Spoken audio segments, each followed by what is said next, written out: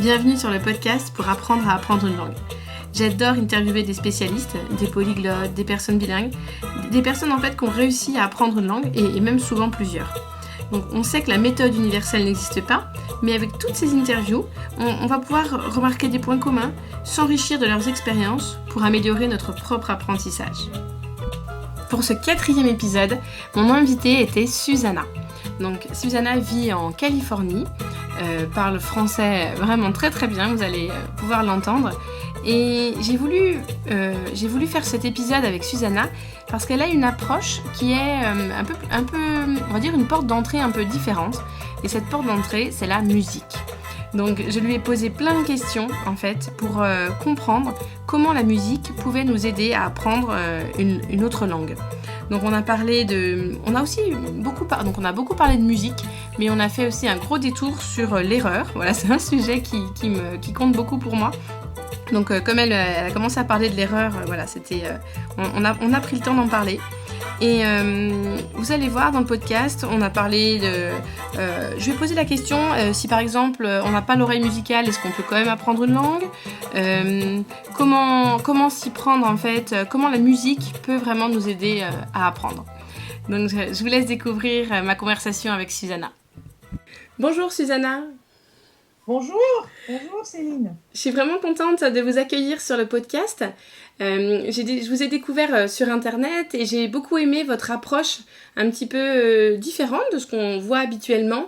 Et du coup, voilà, j'avais plein de questions à vous poser parce que j'ai l'impression que votre porte d'entrée pour l'apprentissage des langues, c'est à travers la musique. C'est bien ça ? Oui, c'est à travers la musique, mais aussi on peut utiliser les films, la télévision, la radio, etc. Mais c'est la musique parce que quand on écoute une chanson, il y a plus des parties du cerveau qui sont activées que si on parle.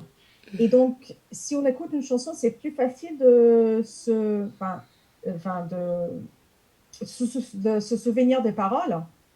Et si on écoute une chanson dans une langue étrangère, et donc après c'est plus facile à se souvenir des paroles qu'on a écoutées dans la chanson et les répéter que si on parle. Et aussi quand on écoute une chanson, on écoute la version originale de la personne qui parle anglais ou l'espagnol, n'importe de quelle langue.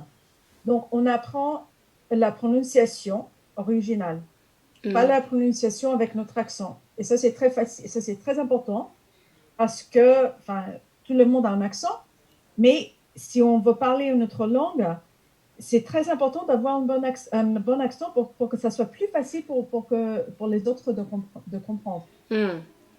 Oui, donc dans les chansons, en fait, c'est vraiment... c'est le langage qu'on va utiliser tous les jours, dans la vie de tous les jours, en fait, c'est ça. Même les mots qu'on choisit, un peu, enfin voilà, c'est l'intonation, c'est tout ça.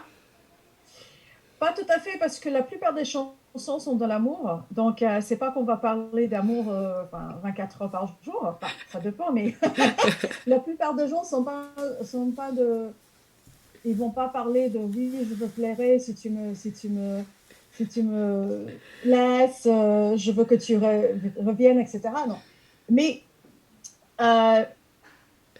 normalement, les mots qu'on utilise dans les chansons sont assez simples. Mais bon, il y a des mots qui sont plus poétiques, plus sophistiqués. On les utilise des fois juste pour faire un rime. Une rime, je ne sais pas si c'est masculin ou féminin en français. C'est une rime. Un rime. Une rime. Donc, des fois, on utilise les mots qui ne sont pas des mots de quotidien. Mais normalement, les sujets des chansons sont des sujets que tout le monde peut comprendre. Bon, si c'est une chanson des enfants, ça va être quelque chose infantile. Mais les sujets des adultes, c'est des sujets qu'on comprend. C'est l'amour, une amitié qui ne va pas bien, des problèmes de famille, etc. Et donc, comme c'est plus facile d'écouter des chansons que de lire quelque chose dans une langue étrangère, c'est très important de penser des choses qui sont plus faciles si on va commencer avec une langue. Parce que ce qui se passe la plupart du temps, si on commence à l'école, On commence avec des mots très simples. Bonjour, je m'appelle. Hello, my name is. This is my school, etc., etc. Et au début, à l'école, on apprend à dire des choses, mais on apprend et on parle avec notre accent, sans avoir écouté la chanson, enfin, la langue qu'on va étudier. Et le Hmm. problème ici, c'est que si on n'avait pas écouté la langue avant, on va parler avec notre accent. Mais il faut écouter beaucoup. Et je parle de ça dans mon livre qui s'appelle Language is Music. Pour le moment, je n'ai pas une version française, mais s'il existait, ce sera la langue et musique. Hmm. Euh, et donc, je parle beaucoup dans le livre l'importance d'écouter avant de parler. Parce que Hmm. si on est enfant, on écoute beaucoup avant de parler notre première langue. Et c'est important parce que le cerveau a besoin de s'adapter aux gammes de fréquences dans chaque langue. Hmm. Donc, par exemple, les Français, ils ont beaucoup de problèmes de prononcer le th en anglais, th, Hmm. parce que c'est un the flower, the, le mot the. Hmm.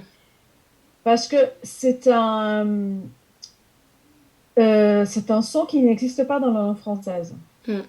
Par exemple, les Américains, les Anglais, les Australiens, ils ont des problèmes avec le R en français, parce qu'on n'a pas le même R guttural, hein, enfin, de la gorge dans la langue anglaise. Donc, si on va parler, enfin, si un anglophone commence à parler en français, il va dire j'ai des problèmes avec ma gorge parce qu'il ne peut pas prononcer le R. Donc, c'est pour ça que c'est très important d'écouter. Enfin, les gens qui vont à l'école de musique ou qui font de la chant, normalement, ils écoutent une chanson avant de la chanter Ouais. pour qu'ils sachent comment il faut chanter. Et c'est la même chose avec la langue. Oui. Donc même si qu'on soit enfant ou adulte, quand on veut apprendre une langue, même si au début on ne comprend pas les paroles d'une chanson, ou on comprend, même si on ne comprend pas les mots, c'est important quand même d'écouter pendant de nombreuses heures pour entendre sons de cette langue en fait, et puis l'intonation et tout ça. Etc. Oui, oui, exactement, exactement. Donc, on peut être à la maison, on peut faire de la cuisine, le ménage, etc. On écoute la radio en anglais. Enfin, je dis en anglais parce que Oui. je crois que c'est un bon exemple. On est dans la voiture, on est dans le métro, on écoute les chansons, des podcasts, etc. Et au début, oui, on ne va pas le comprendre. Mais après, on peut chercher les paroles des chansons sur Internet et on va comprendre, ah oui, c'est ça que j'avais écouté et c'est ça qui est écrit. Parce que le français, comme l'anglais, on ne prononce pas la langue comme c'est écrit. Hmm. Et donc, quand il y a des Américains qui apprennent le français, et s'il y a quelque chose qui est écrit le jardin d'été, ils vont dire le jardin d'été. Parce qu'ils vont prononcer le N en Hmm. pensant que, bon, c'est comme l'anglais, on va prononcer le N. Mais non, si on avait écouté une chanson, si on avait écouté quelqu'un parler, cette personne a dit le jardin d'été, et après on lit comment c'est écrit, on se rend compte, ah non, je ne prononce pas le N à la fin du mot jardin. Hmm. Et ça, c'est très important parce que si on lit au début, on lit euh, à travers la langue qu'on connaît bien. Et Hmm. donc, on va lire des lettres avec la prononciation de notre langue. Hmm. On va faire des erreurs. Donc, c'est pour ça que c'est très important d'écouter avant. Oui. Et je me posais une question. Quand on entend plusieurs fois les mêmes mots dans une chanson ou à la radio, au bout d'un moment, on va comprendre, ah oui, oui, c'est de ça dont on parle. Est-ce qu'on va être Oui, capable de réutiliser ce mot ou cette phrase pour parler? oui, oui, on va l'utiliser. Par exemple, je dis ça comme le subjonctif n'existe pas, enfin, ça existe en anglais, mais très, très peu. Pas aussi qu'en français. On utilise plus le subjonctif en espagnol, en italien, en portugais qu'en français. Pour les anglophones, c'est très difficile à utiliser le subjonctif. Et donc, s'ils écoutent le subjonctif dans les chansons en français, par exemple, quand ils sont en train de parler en français, ils ont du mal à se souvenir, ah oui, mais comment est-ce que c'est quoi la conjugation subjonctif, etc. Mais ils se souviennent d'une chanson, quelqu'un dit, je veux que tu sois libre, il va, enfin, un truc comme ça, il va venir, ah oui, soit, la conjugation de subjonctif du verbe être. Et moi, des fois, quand je suis en train de parler, enfin, je me souviens que je parlais en espagnol avec quelqu'un et je ne me souvenais pas d'un mot, je ne me souviens pas en ce moment ce que c'était. Et je me souvenais d'une chanson cubaine de Silvio Rodriguez, parce que j'adore le musicien. Et c'est comme quand je parlais, j'écoutais la chanson en même temps et j'ai répété le mot ou la phrase dont je voulais dire. Ah oui, Et oui, ça vous a aidé à retrouver, en repensant à la chanson, ça vous a aidé à retrouver ce que vous, comme, enfin, le mot que vous vouliez dire, utiliser. exactement, exactement. Et je ne me souviens pas exactement de quelle partie du cerveau dont je parle maintenant. Mais ce que j'avais lu, c'est que quand on écoute une chanson, on écoute une chanson sur la radio avec un CD, mais si on écoute la chanson dans notre cerveau, par exemple, vous êtes dans le bus, vous allez au boulot, vous écoutez une chanson dans le cerveau. C'est votre cerveau qui est une radio que vous vous souvenez de beaucoup de chansons. La partie du cerveau qui est activée quand vous écoutez une chanson dans votre cerveau, c'est la partie du cerveau qui travaille sur la mémoire de long terme. Donc, c'est très important. Des fois, c'est pénible parce qu'on écoute la même chanson 10 fois dans le cerveau et ça devient pénible. Mais ça nous aide à long terme à se souvenir des mots. Ah oui. Et je crois qu'il y a un lien aussi avec l'émotion. Si, par exemple, en écoutant une chanson, j'ai n'importe quoi, on dansait avec voilà, quelqu'un qui compte pour nous et qu'on ressentait des émotions fortes, et bien du coup, à chaque fois, on va plus s'en rappeler que s'il y a une émotion qui était là à ce moment-là. Exactement, exactement, parce que la musique est très importante pour les émotions. Ouais. Oui. Et donc là, dans votre façon d'apprendre des langues, oui, ce qu'on n'a pas dit, c'est que vous en parlez plusieurs, je sais plus, 7, 8, hein, c'est ça? 8. 8. Mais je crois que c'est pas le nombre qui compte. Hein. C'est mon 3e, 4e podcast avec des polyglottes et je commence à comprendre que c'est pas le nombre de langues que vous parlez qui compte, mais c'est plutôt pourquoi vous les apprenez, comment. Hein, c'est plus ça. Vous apprenez pas une langue pour dire hop, c'est ma 8e, hop, c'est ma 9e. Non, c'est pas ça. Non. En fait, maintenant, j'ai un peu de temps libre et je pourrais apprendre le grec parce que j'ai les livres, etc. Mais je vais dire franchement que je n'ai pas envie. J'ai pas envie de l'apprendre. J'ai pas envie maintenant d'apprendre notre langue parce que pour apprendre une langue, c'est un investissement du temps, mais aussi d'énergie, de psychologie, etc.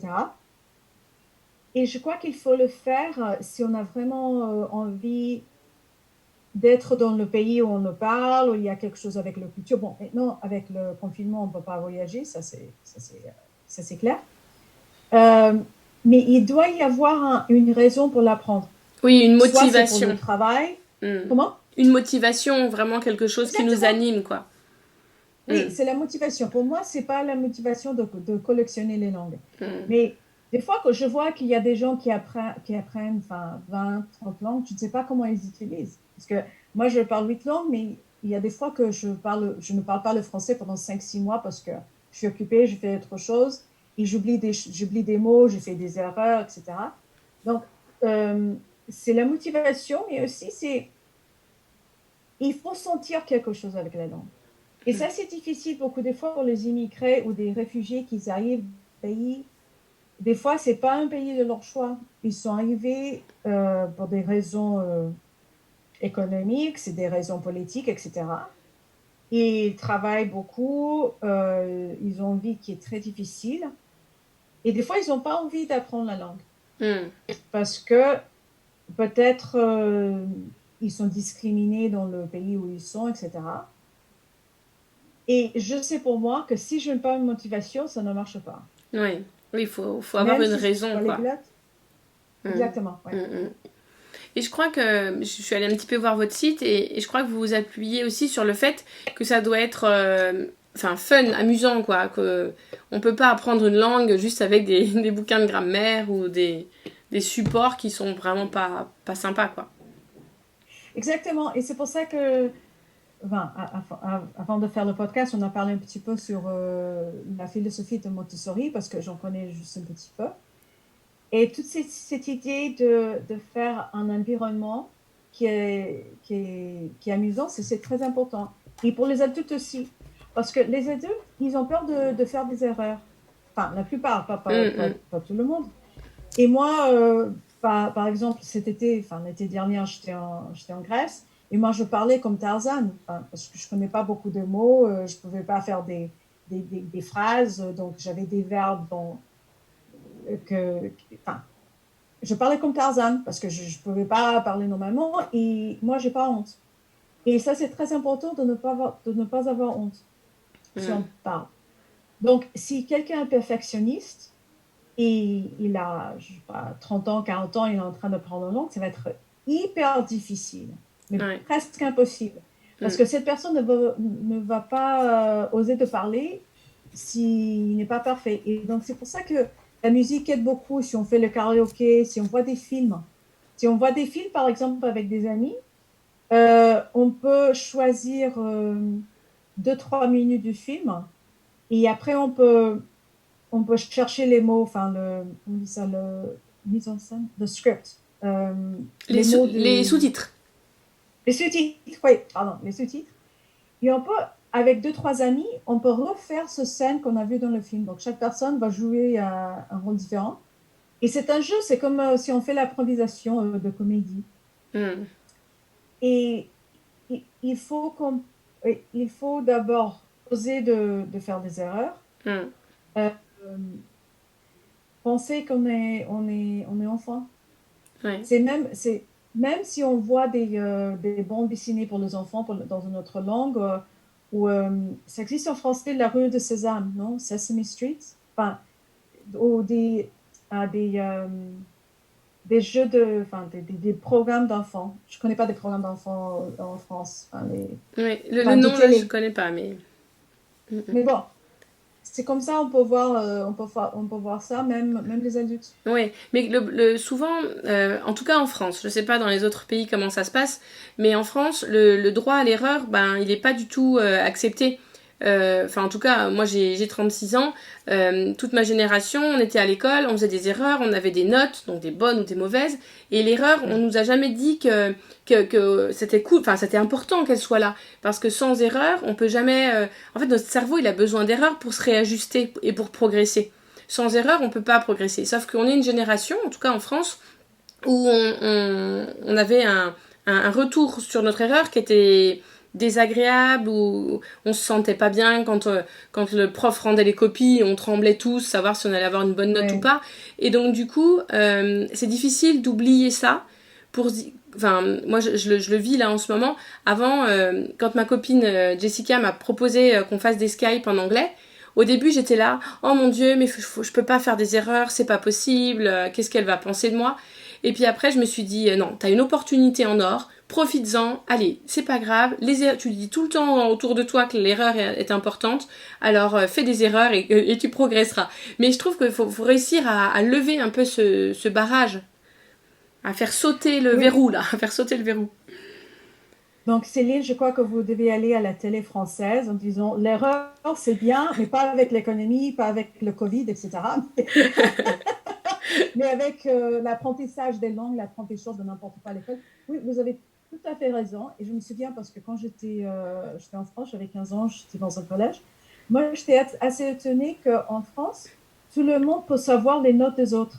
Mm, Le prof a dit, ah oui, t'as pas fait bien, tu as 10 sur 20. Ah oui, toi, tu as fait très bien, tu as fait 19. Moi, j'étais étonnée parce que enfin, si on n'a pas fait bien, des fois, on ne veut pas que tout le monde le sache. ouais. Euh, et oui, et ça, je crois que pour quelques personnes, c'est important de faire de l'improvisation de comédie parce que si on fait l'improvisation de comédie, on n'a pas du temps de réfléchir.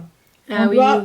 On doit réagir immédiatement. Ouais, Donc, ouais. maintenant, avec le Covid, on ne peut pas le faire, peut-être par Zoom ou Skype, je ne sais pas si ça marche, parce que c'est mieux si on est dans la même salle. Oui. Euh, j'ai, euh, Peut-être qu'il faut parler avec un psychologue, ça va être Ouais. un autre podcast avec un psychologue de parler de ça. Euh, mais je crois que maintenant je me fais un peu philosophe, mais maintenant avec la pandémie qu'on a, on a une crise. Déjà aux États-Unis, il y a beaucoup de gens qui ont perdu le travail. Je ne veux pas parler du crise, juste de la crise, mais je crois qu'il y a une opportunité parce que il va y en avoir beaucoup de gens qui auront besoin de refaire leur vie, de redéfinir leur travail. Parce que le travail qu'ils avaient avant ne va plus exister, Hmm. soit pour la pandémie des effets économiques ou la technologie qui a changé le boulot, etc. Et donc, c'est, il faut changer la philosophie, la psychologie des gens Hmm. pour pouvoir faire des erreurs. C'est ce que j'essaye de faire dans mon autre partie. J'ai plusieurs activités en parallèle. Et je parlais de ma génération, mais ce qui est terrible, c'est que la génération actuelle, c'est toujours le cas. Je pense à une petite fille, sa professeure, cette petite est en CM2, elle rend les évaluations en les classant de la meilleure note à la moins bonne. Donc, c'est imaginer un peu quand on se dit, bon, j'ai toujours pas été appelée, elle a toujours pas dit mon nom. Enfin, ça doit être horrible. Et savoir que ça existe encore là en 2020, mais ça m'a rendue folle. Parce que nous, on a vécu ça il y a 30 ans en arrière, on n'avait pas les mêmes connaissances. Mais là, aujourd'hui, on sait que l'erreur, elle fait partie du processus d'apprentissage. Oui, oui, oui. Et je dois dire que moi, à l'école, dans les cours de langue, je n'étais jamais la meilleure. Jamais. Et la preuve, Parce maintenant, que, vous êtes capable de parler 8 langues. exactement, exactement. Et en fait, mon prof, quand j'étais au sixième, oui, c'est la même chose en français, c'est le sixième. Non, c'est le cinq, enfin, plus ou moins le sixième. Euh, Elle a dit à ma mère ou à mes parents que moi, je n'étais pas capable d'apprendre des langues. Donc, elle ne voulait pas que quand j'allais au collège, que j'apprenne des langues. Et mes parents, ils n'étaient pas d'accord parce que moi, je suis d'origine russe, je suis née dans l'ex-Union soviétique et là-bas, on commençait à apprendre des langues beaucoup plus jeunes. Et donc, mes parents, ils ont changé.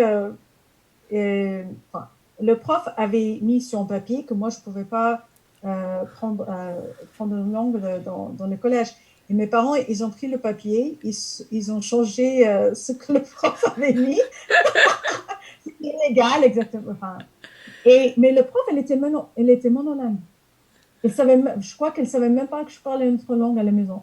Mais comme je n'étais pas extraordinaire à l'école, elle ne pensait pas que je pouvais apprendre une langue. Donc, des fois, même les profs, ils ne savent pas. Mm. Et je crois que, et comme vous avez dit, que malheureusement, les écoles, ils ont pas changé. Il y a des profs qui ne comprennent pas que ce n'est pas tout le monde qui peut apprendre des langues à travers un livre. Mm. Moi, je peux me forcer à apprendre à travers un livre, mais c'est pas mon style, quoi. Mm. J'ai besoin d'écouter, j'ai besoin de la musique, j'ai besoin de la radio, le télé, etc. Et à l'école, si on fait que des livres, Mm. je crois que plus que la moitié ou plus que la moitié ne vont pas apprendre. Mm. Et donc, en leur donnant des mauvaises notes, et ça va renforcer l'idée qu'ils ne peuvent pas apprendre des langues. C'est ça.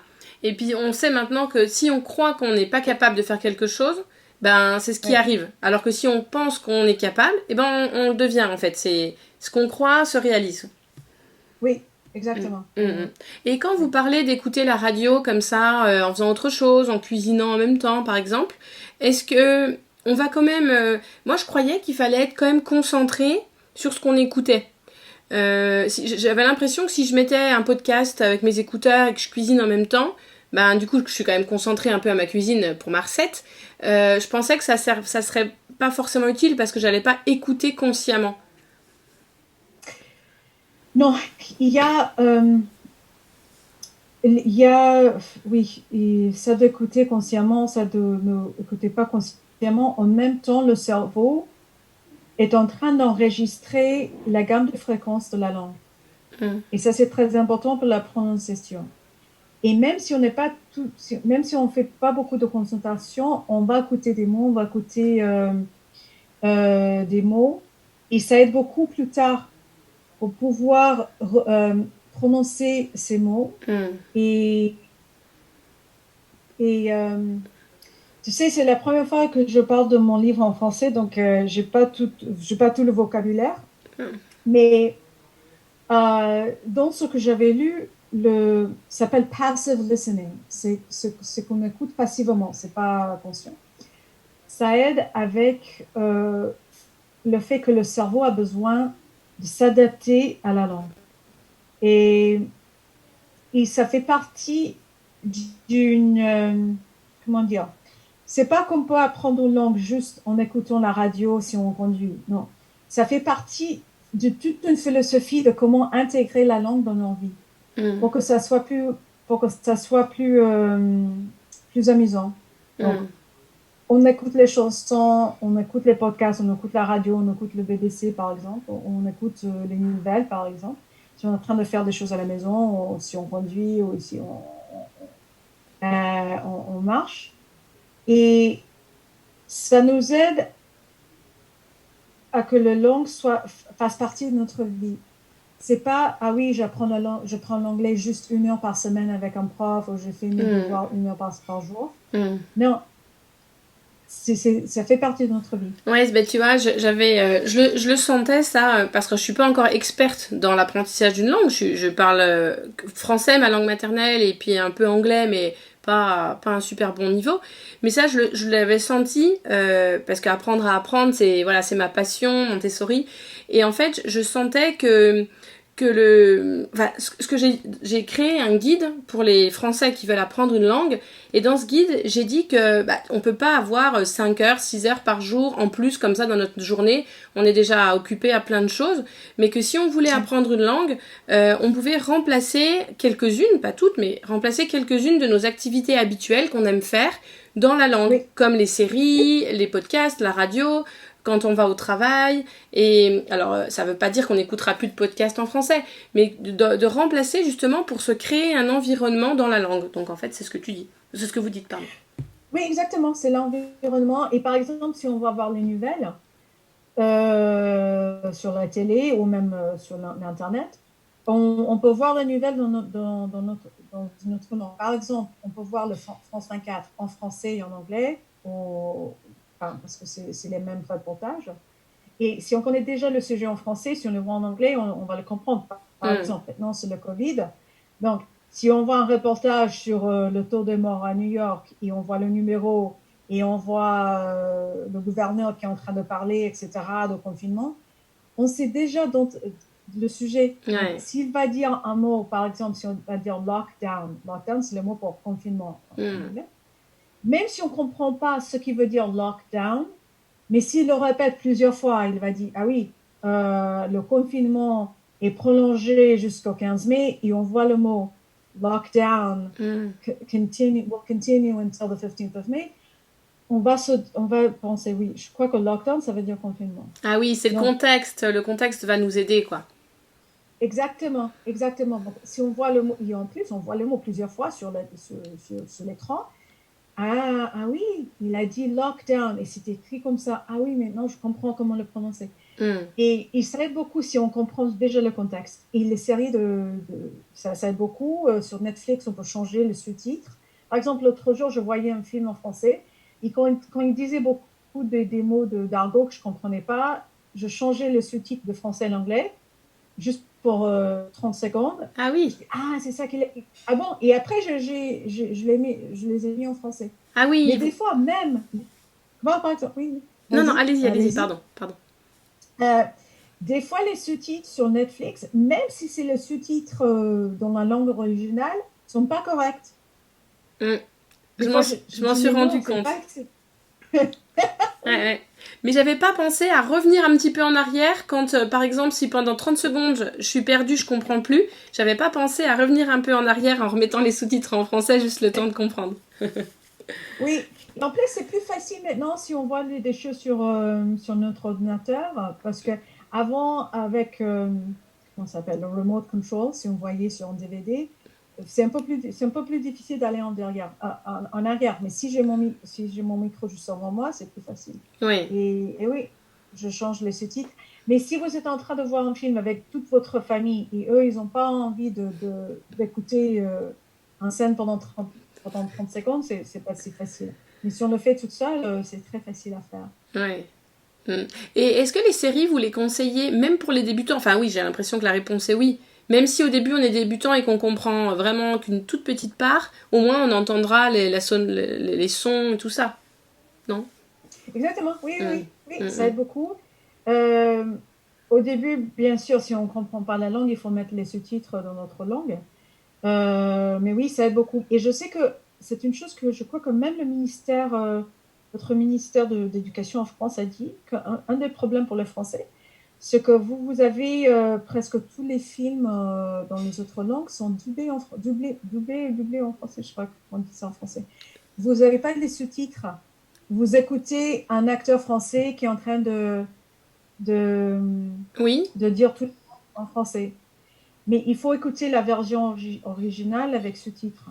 Mm. Parce que pays, par exemple, en Hollande, dans les pays scandinaves, ils voient des séries en anglais dès qu'ils sont enfants, mais ils écoutent la version originale et ils voient les sous-titres. Mm. Et c'est pour ça qu'ils ont des très bons accents. Ouais. Tandis que les Français, les Espagnols, les Italiens, les Allemands, ils ont tous le doublage. Mm. Et doublage, c'est ça le mot? Oui, oui, oui. Oui, oui. Oui, c'est ça. Et donc, il faut toujours trouver la version originale des films, des Mais, séries. mais vous voyez, moi je croyais, pendant des années, j'écoutais les séries en anglais avec les sous-titres en français. Et j'avais Oui, l'impression d'avoir perdu mon temps parce qu'en fait, j'avais lu que le cerveau, il peut pas trop faire deux choses complètement différentes, entendre en anglais et lire en français, et qu'il allait se concentrer sur ce qui était le plus facile. Donc, lire en français plutôt que d'écouter. Et c'est vrai que quand j'ai pris conscience de ça, j'ai arrêté de mettre les sous-titres en français, je les ai mis en anglais, et je me suis rendu compte que j'étais beaucoup plus à l'écoute. Et puis je lis oui, quand même en même temps, mais j'écoute plus. oui, ça c'est sûr, ça c'est sûr. Mm, Oui, ou des fois, on peut même pas mettre les sous-titres. On écoute juste la version originale. Et mm, comme ça, on est forcé à faire attention. mm, Et mm, c'est difficile, c'est un film où les gens ils parlent très vite, aussi ils utilisent beaucoup d'argot ou des phrases idiomatiques qu'on ne connaît pas. mm.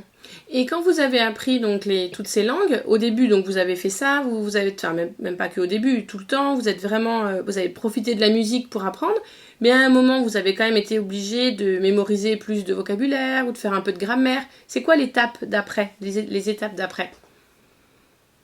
La conversation ou lire des livres ou voir la télé, voir des séries, etc.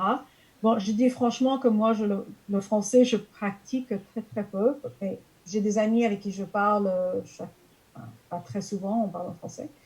Mais le français, c'est différent parce que c'est une langue que j'avais vécue. Parce que j'étais en France quand j'avais 15 ans, pendant 2 mois et demi, au collège. Et après, à 19 ans, je suis allée en France, j'ai fait un stage à Bordeaux. Donc, c'est différent, c'est une langue qu'on a vécue. Mais si c'est une langue qu'on a appris, par exemple, pour moi, l'italien, c'est une langue que j'avais appris. Moi, je dois faire un effort parce que maintenant, je viens de publier mon livre en italien et ça fait un mois que je lis plus en italien. Je dois relire quelque chose de subjonctif parce que j'ai du mal avec le subjonctif en italien. Donc, si on sait qu'on doit utiliser la langue pour le travail ou pour le voyage, etc., il faut l'utiliser avant. Mm, Soit c'est parler avec des gens, lire, voir les films, etc. Et des fois, avec les films, les séries, c'est quelque chose de passif. Parce que si je vois la télé en italien, même si je comprends pas tous les mots, je comprends par le contexte, les actions, ce que je vois sur l'écran. Mais c'est pas tellement passif parce que si je comprends pas plusieurs mots dans un paragraphe, il faut les chercher dans les dictionnaires. Mm. Donc, ça dépend de comment on va utiliser la langue, les activités qu'on va faire. Pour moi, c'est la musique, c'est très important. Par exemple, moi, je participe dans un groupe de musique brésilienne chaque semaine. Bon, maintenant, avec la pandémie, on ne peut pas le faire. Mais moi, je chantais chaque semaine en portugais. Et donc, s'il y avait une chanson neuve, des fois, j'ai dit, mais je ne connais pas ce mot, qu'est-ce que ça veut dire? Je cherchais Mm. le mot. Et comme ça, j'ai amélioré mon vocabulaire en portugais. Mm. Et est-ce que, j'en profite, est-ce que c'est possible de ne pas avoir l'oreille musicale? Oui, bien sûr. Moi, je n'en ai pas. Et je dois dire que c'est très important que vous avez fait cette question parce que l'été dernier, j'ai recommencé à faire des cours de chant. Et je chantais en anglais, en portugais, et j'ai dit, mais c'est pas possible, je comprends pas. Pourquoi je fais des fautes quand que je chante? Pourquoi j'ai pas je chante pas la note que je dois chanter? J'ai demandé au professeur, j'ai dit, mais moi, quand je parle des autres langues, je peux refaire l'accent comme un natif. Mais bon, je fais des erreurs quand je parle, mais l'accent, je peux le refaire. Enfin, j'ai pas de problème. Et j'ai dit, mais pour moi, comme j'avais écrit un livre qui s'appelle La langue et musique, je comprends pas pourquoi c'est pas la même chose quand je chante. Et j'ai demandé à, comment on dit ça, un neuroscientiste, enfin, quelqu'un qui fait la recherche de neurosciences, Oui. ouais, à Massachusetts Institute of Technology à Boston. Et elle est spécialisée dans la langue. Elle m'a dit non, c'est pas la même chose. On peut chanter et il y a des gens qui peuvent chanter sans accent, mais quand ils parlent, ils ont un accent. Tandis qu'il y a des gens comme moi qu'on peut parler sans accent, mais si on chante, c'est bien possible que je ne vais pas chanter le A, ça va être le A, comment dire, A minor, A sharp, tu vois, sur le piano. Ou Bon, mineur et majeur peut-être. oui, le Ouais. mineur majeur, oui, Ouais. je vais faire un erreur comme ça. Et donc, il ne faut pas être musical, parce que moi, je n'en ai pas et je peux apprendre des langues. Mais c'est qu'il faut faire attention. Il faut faire attention, il faut écouter. Et je crois que ça, c'est le plus difficile. Parce que les gens, normalement, quand ils communiquent avec quelqu'un d'autre, ils veulent juste parler. Ils ne veulent pas Mm. écouter l'autre personne. Mm. Et pour pouvoir parler notre langue, pour pouvoir avoir une bonne prononciation, il faut écouter. Mm. Il faut faire attention. Il faut écouter les détails. Il faut voir euh, comment la bouche m'ouvre si on parle. Et si c'est important, c'est comme je dis aux gens il faut se voir dans le miroir pour savoir comment la bouche doit réagir quand on parle. Il y a des gens qui vont, enfin, qui écoutent, enfin, qui sont musiciens, qui apprennent à chanter. Ils se voient dans le visage. C'est pas qu'ils Mm. sont égaux, c'est parce qu'ils veulent voir comment il faut comment la Positionner la bouche bouche. doit. Oui, comment il faut positionner la bouche, etc. Par exemple, les Français, quand vous prononcez le U, il faut, enfin, on se voit maintenant parce qu'on est sur le vidéo, peut-être vous pouvez l'expliquer mieux que moi. Il faut mettre la bouche comme ça, U, Un peu la bouche en cul de exactement. poule. On peut plus, mais pour les autres personnes qui ne sont pas francophones, ça a l'air d'être comme un poisson ou un Mm. petit enfant qui est en train de se plaindre. Mm. Je ne sais pas quand. Donc, pour les gens qui ne sont pas francophones, qui ne se rendent pas compte qu'on ne peut pas faire le son U sans que la bouche soit comme ça, Ouais. ils vont penser, ah oui, les Français, ils parlent comme s'ils étaient des enfants, ou ils parlent s'ils étaient des poissons, etc. Mais non, Ouais. il faut mettre la bouche comme ça. Donc, il faut faire attention. C'est pour ça que c'est très bon de voir des films, les séries, etc. Parce que on voit le visage. Par exemple, en France, vous utilisez beaucoup plus les mains que les Anglais. Les Italiens, la même chose. Donc, c'est important de savoir comment faire les gesticulations des mains. Ouais. Oui, en gros, c'est imiter la personne qui est en face et qui nous parle. exactement, c'est l'imitation. Oui, oui, Mm, oui. mm. Donc, c'est pour ça que j'ai parlé de faire l'improvisation de comédie ou faire un peu de théâtre, la comédie, etc. Pas imiter.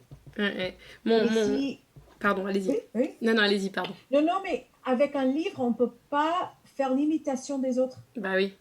Mm. C'est pas possible. Ouais. Mon beau-père est portugais, bon ça fait des années qu'il vit en France, mais je pense qu'il a jamais appris à faire le U, et du coup c'est OU, c'est jamais U. Oui, oui, oui, oui, oui, Ouais, parce qu'ils n'ont pas cette différence en portugais. c'est ça. Et c'est très important que on ait ouvert que quelqu'un nous corrige, parce que moi, je ne faisais pas la différence entre le U et le U en français. Mais il y avait une Française qui m'a dit non, non, non, tu ne le fais pas bien, Mm. tu dois le refaire. Et le R, je ne le faisais pas bien. Il m'a dit non, non, non, je faisais le R, comme en russe, en Mm. espagnol. Il m'a dit non, non, c'est pas le R, c'est ici, c'est dans la gorge. Ouais. Et, et c'est pour ça, oui, c'est la comédie, on doit être ouvert. Ouais. Oui, puis c'est important, je pense, de prendre des bonnes habitudes, parce que, vous le disiez tout à l'heure, après si on prononce mal, on va garder cette mauvaise habitude. Exactement, Mm, exactement, oui. mm, Oui. mm, Et je connais ici quelqu'un à Silicon Valley, il gagne très bien. Il gagne très bien en faisant des cours de prononciation pour les étrangers. Parce que ici à Silicon Valley, il y a beaucoup d'étrangers qui viennent. Mais s'ils ont des forts accents, ils ont des grands problèmes à avancer dans leur carrière. Parce que s'ils sont un grand manager et les gens ils ont du mal à comprendre, ils ne peuvent pas avancer, quoi. mm. Et donc, il m'a dit que c'est très pénible pour les adultes de se voir dans le miroir pour faire des exercices de prononciation.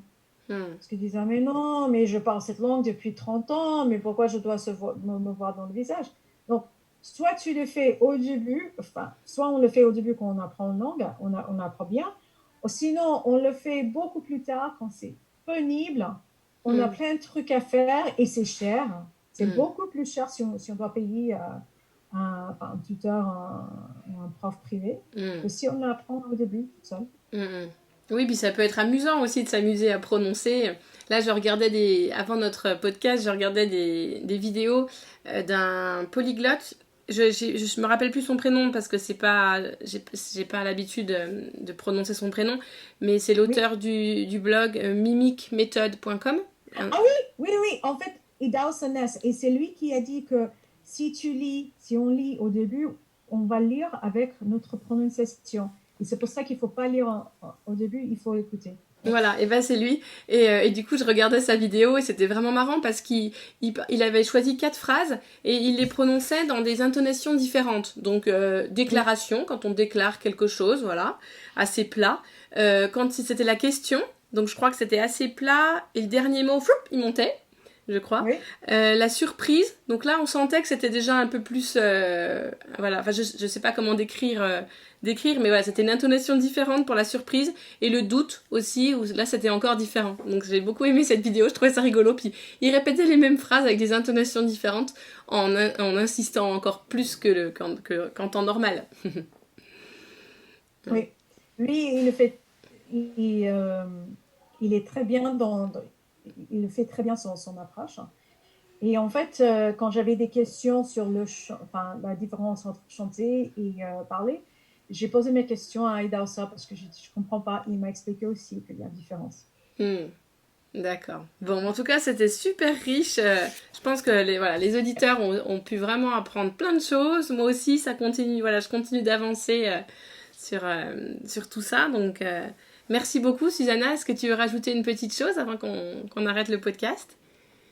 Merci beaucoup, Céline, pour m'avoir contacté. Et je voulais dire que maintenant, pendant cette pandémie, j'avais offert les e-books, enfin les versions électroniques de mes livres gratuitement.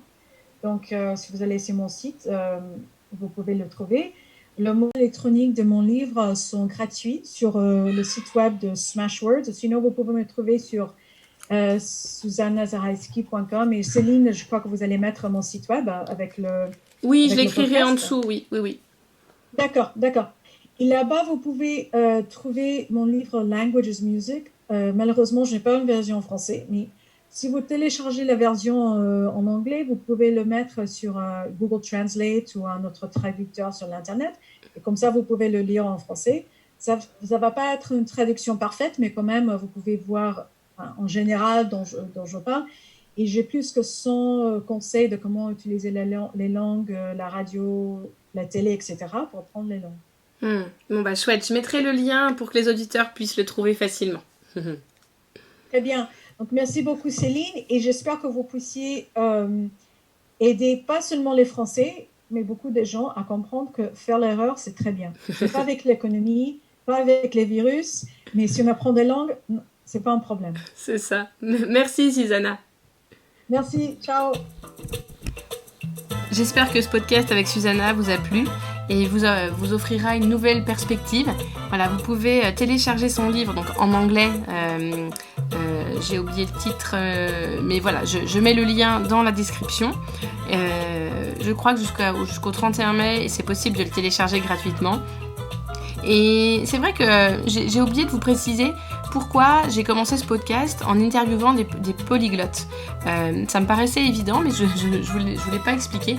En fait, pour moi, un polyglotte, donc quelqu'un qui est capable de parler plusieurs langues, c'est quelqu'un qui a vraiment une méthode, enfin qui a trouvé sa propre méthode.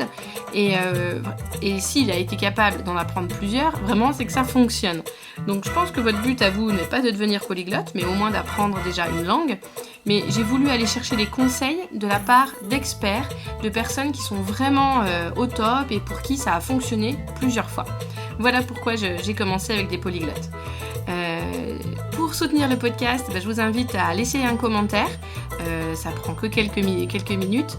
Le partager, voilà, parlez-en autour de vous, à vos amis. Et je vous dis à lundi prochain.